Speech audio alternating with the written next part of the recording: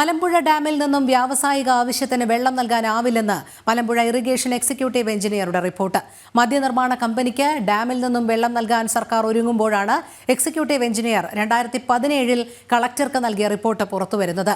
ചെളിയും എക്കലും അടിയുന്നത് മൂലം ഓരോ വർഷവും 28.26 ദശലക്ഷം ഘനമീറ്റർ സംഭരണ ശേഷി കുറയുന്നുണ്ടെന്നും റിപ്പോർട്ടിൽ പറയുന്നു. റിപ്പോർട്ടിന്റെ പകർപ്പ് ജനം ടിവിക്ക് ലഭ്യമായി.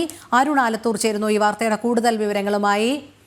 അരുൺ, പാലക്കാട് എലപ്പുള്ളി ബ്രൂവറി പദ്ധതിയെ ന്യായീകരിച്ച് CPM സംസ്ഥാന സെക്രട്ടറി MV ഗോവിന്ദൻ രംഗത്തെത്തുമ്പോൾ നമുക്കറിയാം മലമ്പുഴ ഡാമിൽ നിന്നും വ്യാവസായിക ആവശ്യത്തിന് വെള്ളം നൽകാനാവില്ലെന്നുള്ളത് മലമ്പുഴ ഇറിഗേഷൻ എക്സിക്യൂട്ടീവ് എഞ്ചിനീയറുടെ റിപ്പോർട്ട് ആദ്യം മുതൽ തന്നെ വന്നതാണ്.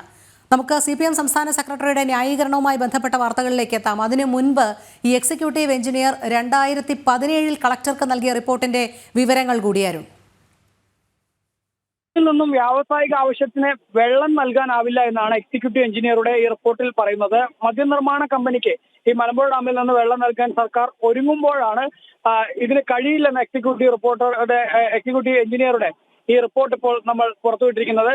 ഡാമിൽ ഈ ചെളിയും എക്കലും അടിയുന്നത് എപ്പോഴും സംഭവിച്ചുകൊണ്ടിരിക്കുന്ന ഒരു പ്രക്രിയയാണ്. ഓരോ വർഷവും ഇങ്ങനെ ചെളിയും എക്കലും അടിയുന്നത് മൂലം ഡാമിലെ ജലനിരപ്പ് കുറയുന്ന ഒരു സാഹചര്യം ഉണ്ട് എന്നുള്ളതാണ് എക്സിക്യൂട്ടീവ് എഞ്ചിനീയർ പറയുന്നത്. എല്ലാ വർഷവും 28.26 ലക്ഷം ഘനമീറ്ററിന്റെ കുറവാണ് ഉണ്ടായിക്കൊണ്ടേയിരിക്കുന്നത്. അപ്പോൾ ആ സാഹചര്യത്തിൽ കൃഷിക്ക് രണ്ടാം വിള നെൽകൃഷിക്ക് 188.328 ദശലക്ഷം ഘനമീറ്റർ വെള്ളം കൃഷിക്ക് നൽകേണ്ടതായിട്ടുണ്ട്. അതുകൂടാതെ തന്നെ കുടിക്കാനായിട്ട് 21.96 ദശലക്ഷം ഘനമീറ്റർ വെള്ളം നൽകേണ്ട സാഹചര്യമുണ്ട്.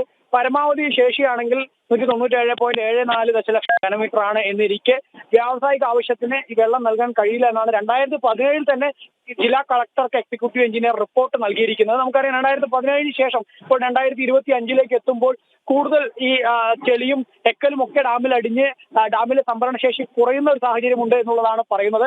മാത്രമല്ല ഈ വെള്ളം എത്ര അളവിലാണ് ഈ പുറത്തേക്ക് നൽകുന്നത്, പ്രത്യേകിച്ച് ഈ കുടിക്കാനായിട്ട് ജല അതോറിറ്റിക്ക് എത്ര വെള്ളം നൽകുന്നുണ്ട് എന്നൊരു കണക്ക് പോലും ഇല്ലാത്തൊരു സാഹചര്യമുണ്ട്. ഈ സാഹചര്യത്തിൽ ഈ ഡാമിൽ നിന്നും മദ്യനിർമ്മാണത്തിന് വെള്ളം എടുക്കുകയാണെങ്കിൽ അത് വലിയ രീതിയിൽ ദോഷം ചെയ്യുമെന്നുള്ളതിൽ യാതൊരു തർക്കവുമില്ല. അതിന്റെ കൃത്യമായ വിവരങ്ങൾ തന്നെയാണ് ഈ എക്സിക്യൂട്ടീവ് എഞ്ചിനീയർ നമ്മൾ പുറത്തുവിട്ടിരിക്കുന്ന ഈ റിപ്പോർട്ടിൽ പറയുന്നത് എന്നുള്ളതാണ്. ഇനി ഇതിൽ ഏറ്റവും പുതുതായിട്ട് നമുക്ക് പറയുന്നത് CPI ഉൾപ്പെടെ ഇതിനെതിരെ രംഗത്ത് വരുന്ന ഒരു സാഹചര്യമുണ്ട്. എലപ്പുള്ളിയിലെ പ്രാദേശിക CPI നേതൃത്വം ഇതിനെ എതിർക്കുന്നു, അല്ലെങ്കിൽ ഇങ്ങനെ ഒരു പദ്ധതി വരുന്നത് ജലചൂഷണത്തിന് ഇടയാക്കും എന്നുള്ളതാണ് CPIയുടെ നിലപാടായിട്ട് ഇന്നിപ്പോൾ നമ്മൾ ജനം ടിവിയോട് CPIയുടെ എലപ്പുള്ളി ലോക്കൽ സെക്രട്ടറി തന്നെ വ്യക്തമാക്കുകയും ചെയ്തിരിക്കുന്നത്. അതേസമയം തന്നെ നേരത്തെ ചോദിച്ച ചോദ്യം, അതായത് അല്പസമയം മുൻപാണ് MV ഗോവിന്ദൻ, CPMന്റെ സംസ്ഥാന സെക്രട്ടറിയായ MV ഗോവിന്ദൻ ഈ മദ്യനിർമ്മാണശാല വരുന്ന വിഷയവുമായി ബന്ധപ്പെട്ട പ്രതികരണം നടത്തിയത്. അതിൽ MV ഗോവിന്ദൻ പറയുന്ന കാര്യങ്ങൾ വളരെ വിചിത്രമാണ് എന്ന് തന്നെ വേണം പറയേണ്ടിയിരിക്കുന്നു. കാരണം MV ഗോവിന്ദൻ പറയുന്നത് ഈ മദ്യനിർമ്മാണ കമ്പനിക്ക് വെള്ളം അത് മഴവെള്ള സംഭരണിയിലൂടെയാണ് മദ്യം നിർമ്മിക്കാൻ വെള്ളം കണ്ടെത്തുന്നത് എന്നുള്ളതാണ് അദ്ദേഹം പറയുന്നത്. 5 ഏക്കറിൽ മഴവെള്ള സംഭരണി നിർമ്മിക്കുന്നുണ്ട്. നിങ്ങൾ കരുതുന്ന പോലെ ചെറിയ ടാങ്കൊന്നും അല്ല മഴവെള്ള സംഭരണി, അത് 5 ഏക്കറിലാണ് നിർമ്മിക്കുന്നത്. അങ്ങനെ 5 ഏക്കറിൽ നിർമ്മിക്കുന്ന മഴവെള്ള സംഭരണിയിൽ നിന്നും മദ്യം നിർമ്മിക്കാൻ വെള്ളം നൽകും, അല്ലെങ്കിൽ വെള്ളം അങ്ങനെയാണ് ഈ കമ്പനി കണ്ടെത്തുന്നത് എന്നുള്ള തരത്തിൽ കമ്പനിയെയും സർക്കാർ അനുമതി നൽകുകയും തീർത്തും ന്യായീകരിച്ചുള്ള ഒരു മറുപടിയായിരുന്നു MV ഗോവിന്ദൻ അല്പസമയം മുൻപ് നടത്തിയത്. മാത്രമല്ല യാതൊരു തരത്തിലുള്ള ജലചൂഷണവും അവിടെ ഉണ്ടാവില്ല. ഈ മഴവെള്ളത്തിൽ നിന്നും മഴവെള്ള സംഭരണിയിലൂടെ വെള്ളം കണ്ടെത്തി ആ വെള്ളത്തിലൂടെ മദ്യം നിർമ്മിക്കുക എന്നുള്ളത് കൊണ്ട് തന്നെ സ്വാഭാവികമായിട്ടും മറ്റ് പ്രശ്നങ്ങളൊന്നും ഉണ്ടാവില്ല, പാരിസ്ഥിതിക പ്രശ്നങ്ങളോ ഒന്നും ഉണ്ടാവില്ല, ജലചൂഷണമോ ഒന്നും ഉണ്ടാവില്ല എന്ന തരത്തിലാണ് അദ്ദേഹം പ്രതികരിച്ചിരിക്കുന്നത്. ഏതായാലും അദ്ദേഹം മറ്റു കാര്യം കൂടെ പറയുന്നുണ്ട്.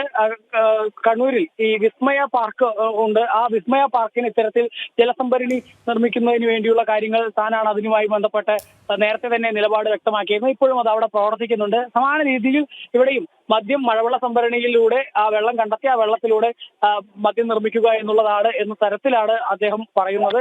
മാത്രമല്ല CPI ഇതിനെ എതിർക്കുന്നുണ്ടല്ലോ ചോദിച്ചപ്പോൾ അദ്ദേഹം അതിനെ CPIയുടെ നിലപാടിനെ തള്ളുകയും ചെയ്തു. ആരെ എതിർത്താലും ഇതാണ് സർക്കാരിന്റെ നിലപാടാണ് താൻ വ്യക്തമാക്കുന്നത് എന്നുള്ളതുമായിരുന്നു MV ഗോവിന്ദൻ പ്രതികരിച്ചത്. ശരി അരുൺ.